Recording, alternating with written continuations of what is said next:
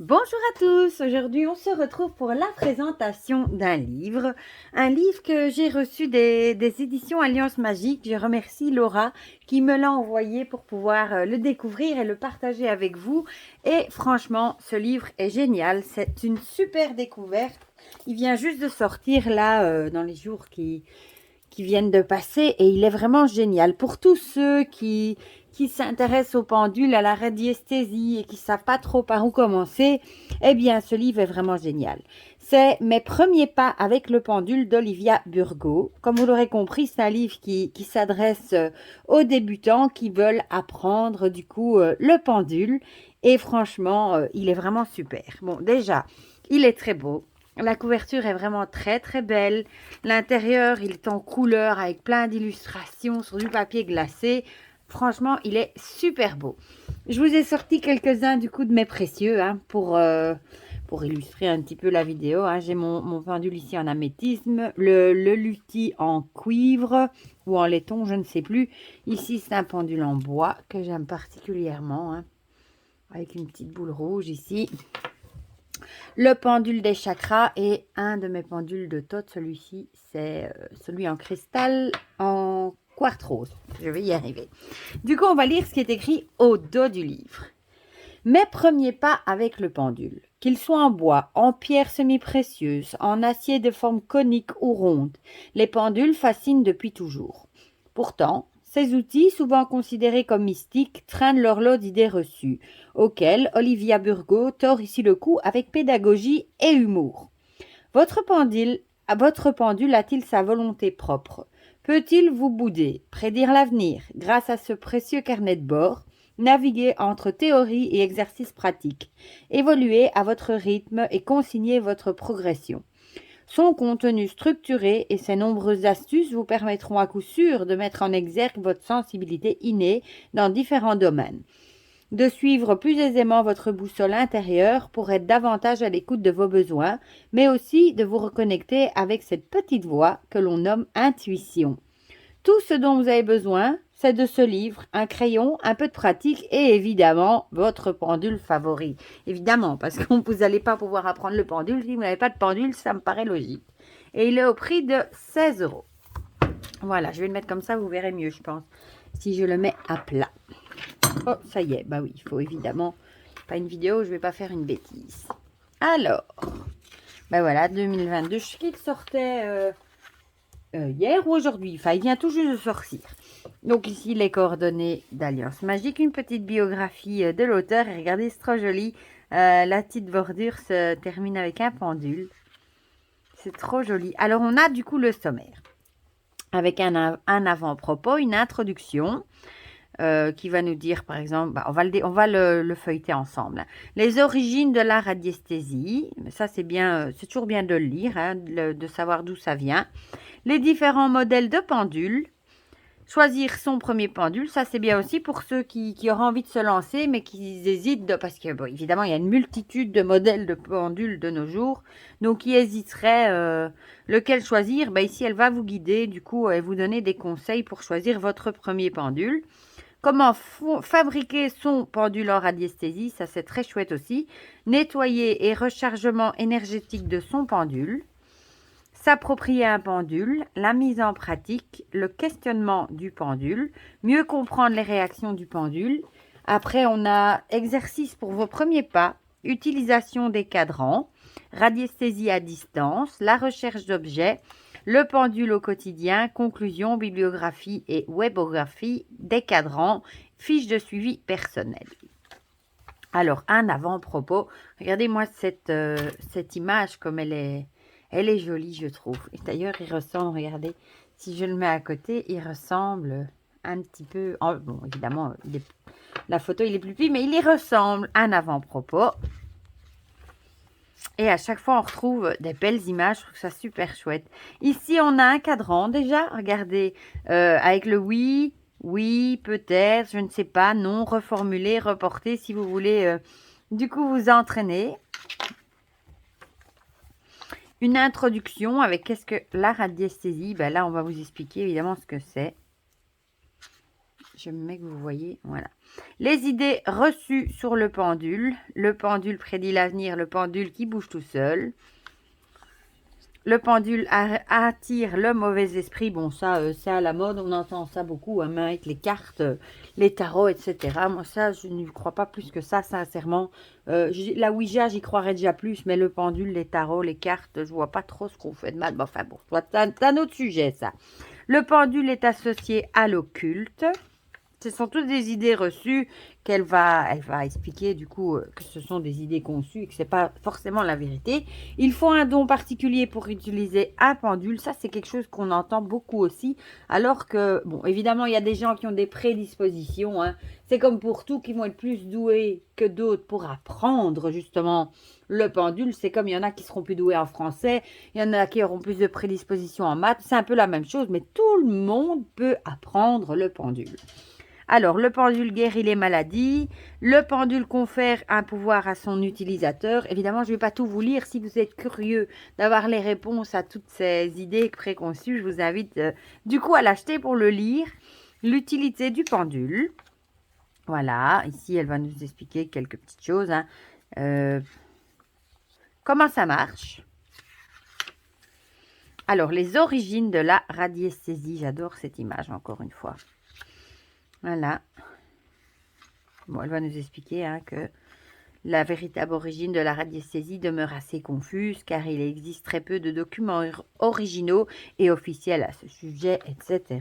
Je ne vais pas tout vous lire, sinon la vidéo va être très très longue. Les différents types de pendules, ici vous en voyez quelques-uns. Comme ça j'ai aussi, il s'appelle Osiris celui-ci, en cuivre ou en laiton, je ne sais plus. Voilà, donc le modèle. Les pendules récepteurs, voilà. Les pendules émetteurs et récepteurs, donc il y en a qui émettent des vibrations, il y en a qui les reçoivent. Elle vous explique tout ça.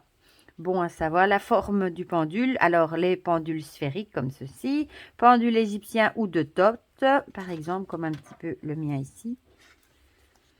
Pendule conique, donc là c'est plus comme celui-ci. Pendule en spirale, ça aussi. Il y en a même qui ont des boules de pierre, de cristaux dedans.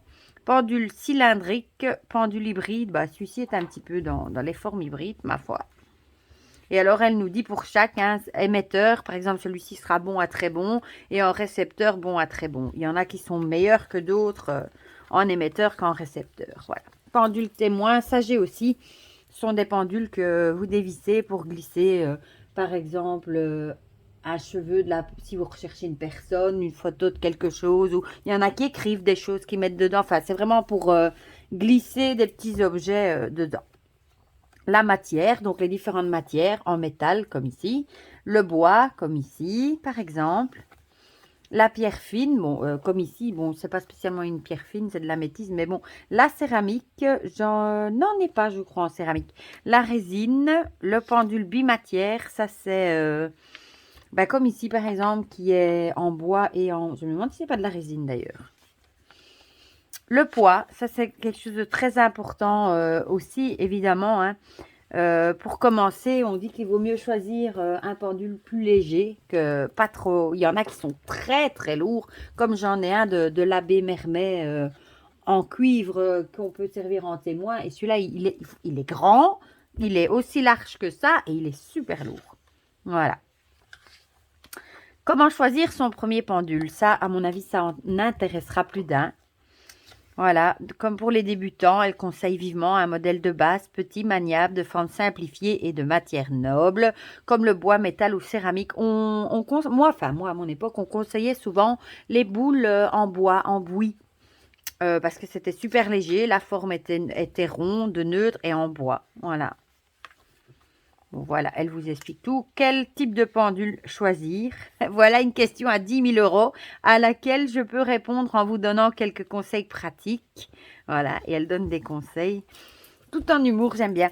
Tester son pendule avant de l'acheter. Si vous avez l'occasion d'aller dans un magasin pour tester, évidemment, ce sera mieux. Si vous n'en avez pas et que vous achetez via Internet, ça va déjà être plus compliqué. Donc, tester l'équilibre, le poids, la fluidité. Utiliser un pendule cassé ou ébréché. Fabriquer un pendule en radiesthésie. J'aime beaucoup les illustrations. Franchement, super beau. Voilà. Elle résume les différents composants d'un pendule en radiesthésie. Évidemment, une ficelle, forcément. Voilà.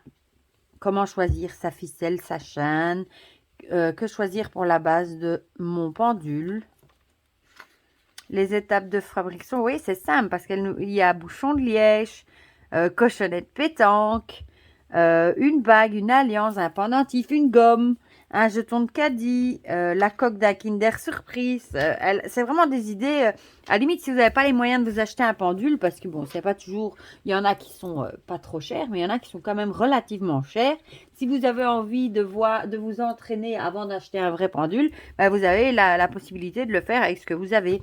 Moi, mon fils, par exemple, il a fait un pendule avec un anneau de rideau. Vous savez, les anneaux, là, pour accrocher les rideaux, bah, il a fait un pendule avec ça, pour s'entraîner. Alors, les étapes de fabrication. Effectuer des vérifications. Le nettoyage et le rechargement énergétique du pendule. Ici, on voit hein, les bols tibétains. Voilà. Lorsque vous n'utilisez pas votre pendule, rangez-le avec soin dans une pochette en tissu doux à l'abri des chocs. Oui, moi, vous voyez, ils sont dans... J'ai plusieurs sortes de pochettes, hein, des comme ça qui arrivent avec en velours, où je les remets toujours bien dedans.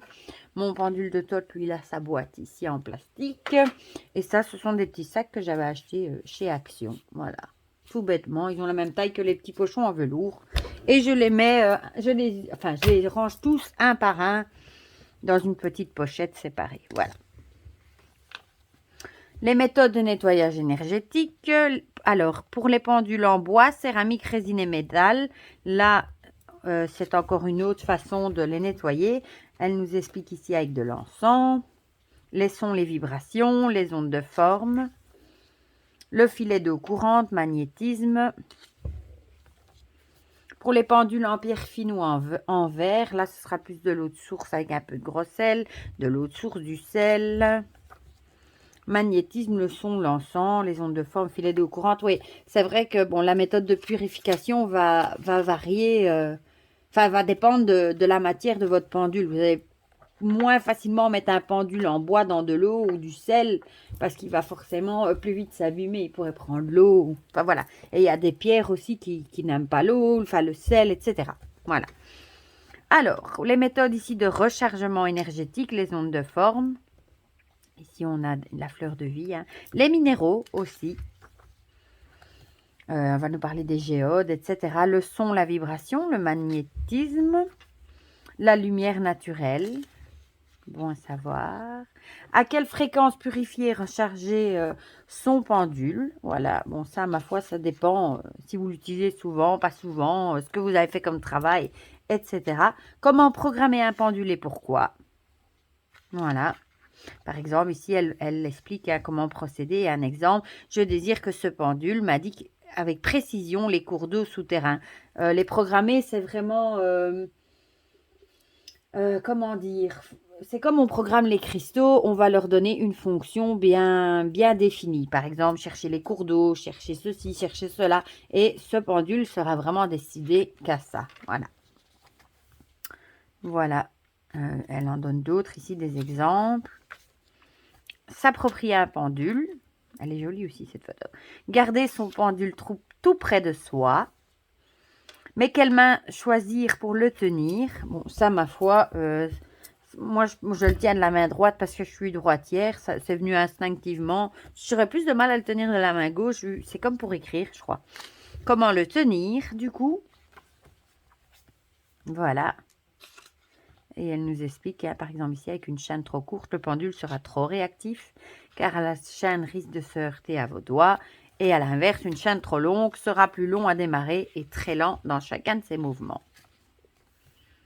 Mettre le pendule en mouvement, donc elle explique les étapes. Étape 1, 2.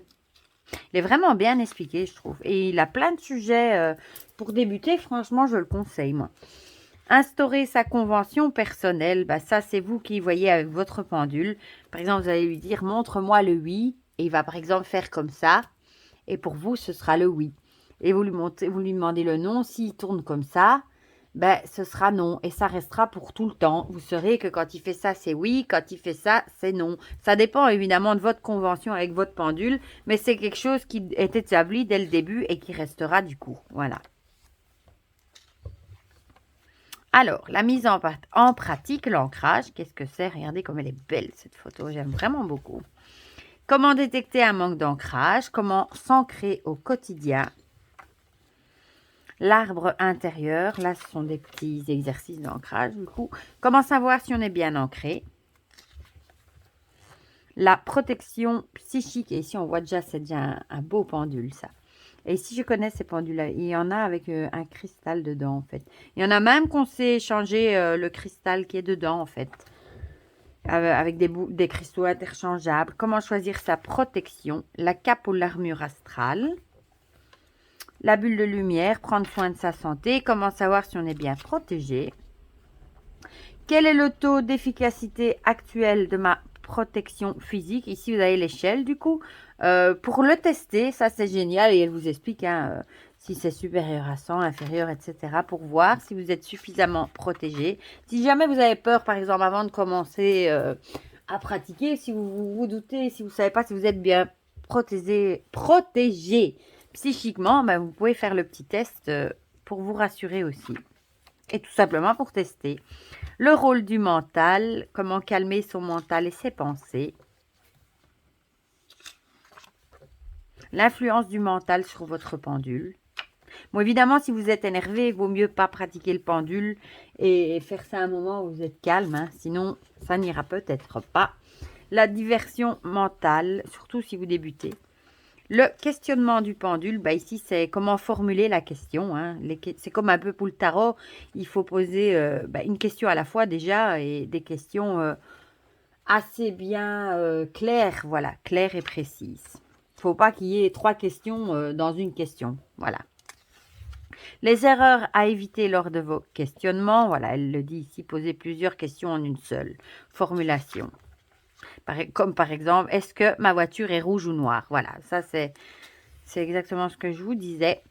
La conduite à favoriser, questionner son pendule pour soi-même. Méthode d'auto-questionnement. Le pouvoir de l'intention, penduler pour une autre personne du coup.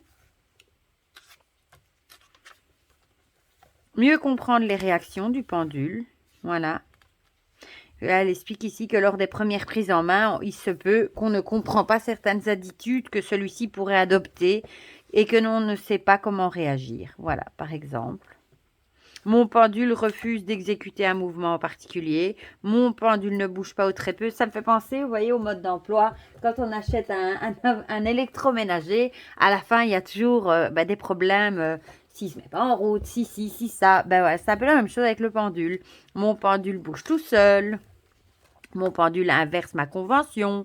Mon bras ou ma main bouge un peu trop. J'ai des fourmis dans le bras ou la main qui tient le pendule. J'ai déjà eu ça. Les mouvements de mon pendule sont parfois très forts. Les 10 commandements de l'apprenti radiesthésiste. Ça, c'est très chouette aussi. Et j'aime bien comme c'est écrit. Par exemple ici, au calme, tu te mettras.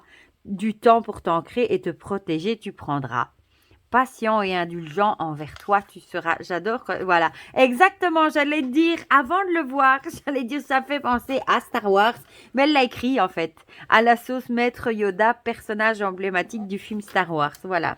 C'est parti, jeune Padawan. Elle aurait même pas dû le dire que je l'aurais compris toute seule. Exercice du coup pour débuter, pour les premiers pas. Si vous n'avez pas d'idée, vous avez un pendule, vous ne savez pas quoi en faire, et ben voilà. Niveau débutant, exercice 1. Laissez le pendule agir seul, vérifier et renforcer sa convention. Cet exercice permet de laisser son pendule agir en toute autonomie, uniquement par l'intention et la demande, sans impulsion volontaire de la part de l'utilisateur. Et elle vous explique, objectif 2, obtenir des informations plus précises grâce au pendule et à des carrés de différentes couleurs ou des symboles simples. Voilà, et c'est illustré en plus. Il y a des options. Exercice 3, ah ça ce sont les cartes de Zener, on dirait. Faire preuve de davantage de détachement, laisser la place à son intuition et renforcer sa concentration. Niveau intermédiaire, donc en plus c'est vrai que c'est classé par niveau, débutant, intermédiaire. Exercice 1, ici objectif, détecter, identifier à l'aveugle une double information avec le pendule. Ici, rechercher et obtenir une information par image mentale. Aller encore plus loin dans la visualisation et dans le questionnement, apprendre à lâcher prise. Alors, utilisation des cadrans, ça c'est génial. D'ailleurs, ils vendent même des livres chez Alliance Magique. Il y en avait un, je crois qu'il est déjà sorti ou il va bientôt sortir avec les cadrans d'or qui regroupent une multitude de cadrans divers et variés pour savoir, par exemple, qu'est-ce que vous avez besoin de homéopathie, de quelle vitamine vous manquez. Il y a vraiment un tas de choses de cadrans différents. Et voilà, et je crois qu'il est déjà sorti. Moi, je l'ai. Et franchement, c'est génial. Bien que sur Internet, vous tapez cadran radiesthésie sur Google, où il y en a beaucoup, beaucoup, beaucoup. Voilà, ici, équilibre biotique, plan physique, énergétique, spirituel. Le mouvement du pendule sur un cadran de radiesthésie, en général, on le met ici. Et alors, il doit vraiment aller comme ceci vers ce qu'il faut, quoi. Elle vous l'explique du coup. Utilisez au mieux le cadran de 0 à 100. Le taux de sensibilité radiesthésique. Le taux de fiabilité d'une réponse. Mesurer la qualité énergétique d'un aliment. Voilà, par exemple. Mesurer le taux de nocivité d'un lieu, d'un objet ou autre. Mesurer le taux de recharge d'un objet. Mesurer le taux de pollution énergétique. Mesurer le taux de vitalité pour savoir si vous êtes en forme ou pas. Créer ses propres cadrans. Oui, ça c'est un truc que j'ai encore jamais fait. Et ici, elle vous montre des exemples de cadrans vierges prêts à être personnalisés. Les exercices sur cadran. La boîte secrète, niveau facile. Les symboles et couleurs, niveau intermédiaire. L'objet caché, ça c'est intermédiaire à difficile. Le cadran mystère, là c'est niveau très difficile. Voilà. La radiesthésie à distance. Voilà, ça c'est par exemple, si vous voulez travailler à distance pour quelqu'un, par exemple. Hein. Qu'est-ce qui change dans la pratique? C'est bien expliqué. En général, les gens travaillent beaucoup sur photo, voilà, sur photographie de la personne. Il y en a qui travaillent sur les animaux aussi, exactement. Projection mentale, exercice du coup, avec un animal, le vôtre ou celui d'un proche, avec un humain qui a donné son accord, ça c'est très important, hein, de travailler avec l'accord des gens évidemment. Bon, l'animal il ne peut pas vous le donner, mais les personnes, il faut toujours leur demander leur accord. Les enveloppes mystères, mesurer sur un sujet vivant, la recherche d'objets, ça c'est quelque chose qui me fascine aussi, il y en a d'ailleurs, hein. Par exemple, dans ce chapitre, nous nous concentrerons sur la recherche d'objets quotidiens perdus, car la recherche d'un animal, d'une personne disparue est d'un tout autre niveau, et l'investissement ainsi que les conséquences et les enjeux inhérents à ce type de recherche, évidemment, ne sont pas les mêmes. Voilà. Mais c'est vrai qu'il y en a qui arrivent, bon, ce sont déjà des gens qui ont beaucoup d'expérience, des radiesthésistes chevronnés, mais qui arrivent à localiser des personnes disparues. D'ailleurs, on voyait ça avant dans l'émission Mystère. Et parfois, à quelques kilomètres près, et on retrouve les gens. Voilà. Bon, ici, c'est plus des exercices, vous voyez, où vous vous munissez d'un petit objet, vraiment demander à quelqu'un, vos proches, d'aller le cacher et vous essayez de le retrouver. La recherche d'un présentiel en présentiel sans support. La recherche d'un objet à distance avec support. Le pendule au quotidien. Voici un domaine qui est susceptible de vous intéresser, surtout qu'à l'issue de tous les entraînements que vous avez pu effectuer, il est temps de mettre en œuvre votre savoir-faire pour votre bien-être. Je vais sûrement me répéter, mais tout ce qui va suivre ne remplace en rien un traitement médical adapté à chaque pathologie ou la vie d'un professionnel de santé. Néanmoins, les différents sujets qui seront abordés vous seront très certainement utiles afin de maintenir votre équilibre jour après jour ou sur une période définie, évidemment. Pour le bien-être du corps physique, mesurez le taux de vitalité des organes vitaux, déterminez vos apports quotidiens, c'est ça que je vous disais, sélectionnez les huiles essentielles, élixirs floraux, cristaux, plantes sauvages. Il y a des cadrans tout faits pour ça d'ailleurs.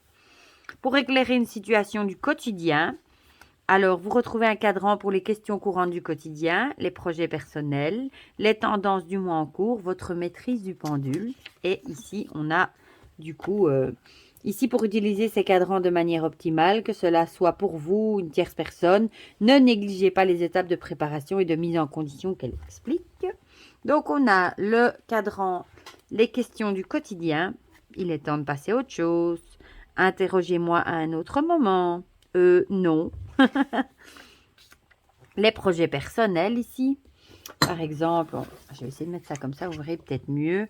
Ce ne sera pas toujours facile, accrochez-vous. Concentrez-vous sur l'essentiel. Vos doutes vous brident, ayez confiance. Les tendances du mois en cours. De bonnes nouvelles arrivent. Des petits imprévus, agréables ou non. Une super forme et une motivation sans faille. Ça, on aime bien entendre. Et ici, ma maîtrise du pendule. Ah ben là, vous pouvez tester du coup. Excellente, vous êtes au top. Biaisé, car vous manquez de recul. Pas bonne du tout, etc. Si vous voulez faire votre petit test, bon, ne vous démoralisez pas évidemment. Hein, s'il vous dit insuffisante ou il faut persévérer. Et je pense que le pendule, c'est pas un truc qui vient du jour au lendemain. C'est vraiment en s'entraînant qu'on devient bon, évidemment, qu'on acquiert de l'expérience. Pour renforcer l'intuition, encore des exercices. Mesurez le taux d'efficacité de votre intuition. Voilà. Et pour finir, une conclusion. Voilà. Signée par Olivia. La bibliographie et la webographie. Voilà. Et puis des cadrans. Cadrans vierges, c'est toujours chouette. Vous pouvez les imprimer et les remplir. Du coup, c'est une très chouette idée.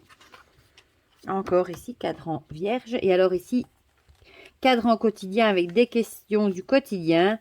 C'est en train de se mettre en place, etc. Voilà. Les projets personnels, les tendances, moi en cours. Mon efficacité, c'est en fait les mêmes que vous pouvez réimprimer si vous avez envie. Un cadran de 0 à 50, à 100 plutôt, personnalisable. Et le cadran de Bovis pour voir... eh bien, à quel niveau énergétique sur l'échelle de Bovis vous vibrez. Voilà. Voilà, voilà. Eh bien, franchement, il est franchement très, très chouette. Et alors, on a les fiches de suivi personnel pour terminer. Avec ma fiche de suivi novice, exercice date. Comment est-ce que je me sens physiquement et mentalement avant de commencer l'exercice? Est-ce que je me suis sentie à l'aise? Sinon, pourquoi? Ma visualisation a-t-elle été claire? Ai-je pris plaisir à m'entraîner aujourd'hui, etc. Là, il y en a encore des questions avancées ici. C'est bien si vous voulez tenir un petit journal. Bon, à la limite, vous pouvez recopier les questions dans votre cahier. Hein. Moi, écrire dans un livre, vous savez. Bon, si vous n'avez pas de problème avec ça. Avez-vous aimé mes premiers pas avec le pendule, les crédits photos? Traité pratique et raisonné de radiesthésie, celui-ci est déjà sorti. La panergologie, le magazine, le petit mot de Laura que je remercie encore 1000 fois parce que franchement ce livre est vraiment déjà beau, magnifique et intéressant. Et si vous voulez franchement débuter mais vous n'osez pas, vous ne savez pas comment vous y prendre, etc. Franchement foncez. Même si vous n'avez pas de pendule, elle vous explique comment en créer un avec des objets, ma foi, que tout le monde a sous la main. Et comme ça, vous pourrez déjà vous entraîner. Voilà, ben, j'espère que du coup, cette petite review vous aura plu. Comme ça, je sais que vous êtes nombreux à aimer voir les contenus des livres avant de les acheter, ce que je peux tout à fait comprendre. Voilà, mais dites-moi en commentaire si vous l'avez repéré, si ce livre vous plaît, si vous pratiquez le pendule ou si vous avez envie de débuter et que vous n'osez pas et que ce livre tomberait à pic. Voilà, ben dites-moi tout ça dans les commentaires, comme ça on partage tout ça ensemble comme d'habitude. Pour le reste, je vous fais plein de gros bisous et je vous dis à bientôt pour de prochaines vidéos. Bisous bisous!